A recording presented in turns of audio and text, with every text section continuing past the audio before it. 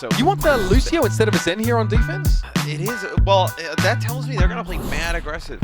With this Playbook YouTube series, we try to explain core concepts and strategies that you can apply to your own ranked experience and ultimately become a better player. One of those universal ideas is that being proactive rather than reactive can help you get an advantage early in many fights. Taking a look at this concept firsthand, we decided this week to observe how the San Francisco Shock defends point A on Volskaya Industries and demonstrate how being the first team to engage can secure an advantage in dictating the end result of a team fight. So here we go, it's week 10 and the San Francisco Shock are up against the red-hot Los Angeles Gladiators on Volskaya Industries. With Reaper and Ana out of this week's hero pool, the composition of choice for both our teams are Reinhardt Orisa and Hanzo Mei compositions, both featuring Lucios to speed up the tempo quite a bit. At first glance, San Francisco decides to posture a little bit and get some extra poke damage in before Los Angeles are set up for a push. You can see that in the top left corner with the extra ultimate generation.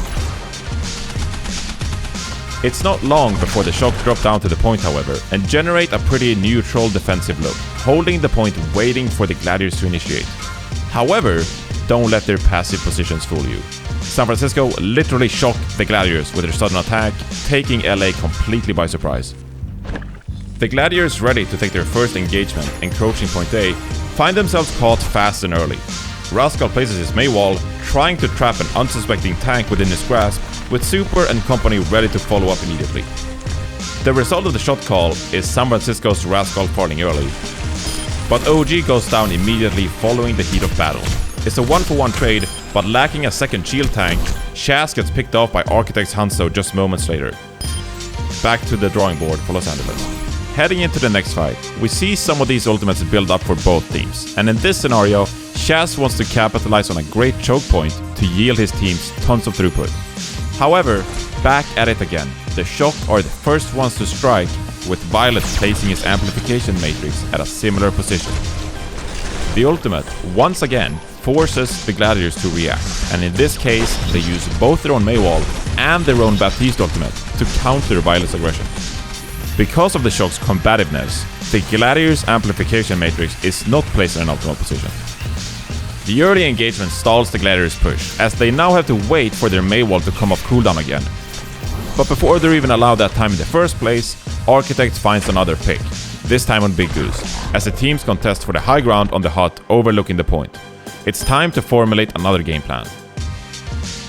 In the third fight, both teams are now stacked up on an adequate amount of ultimates, with a plethora of battle plans at their disposals. The Gladiators opt for an easygoing Dragon Strike that yields little value, but the Shock commits a very important blizzard.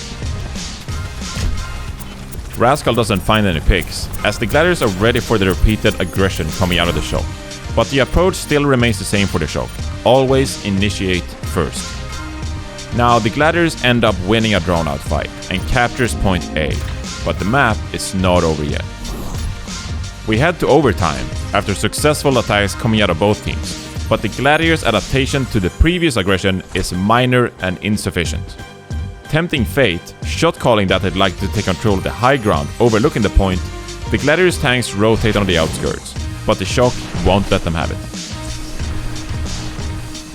Rascal places a cheeky Mei wall to split off the attacking team, and Super provides his Reinhardt hammer.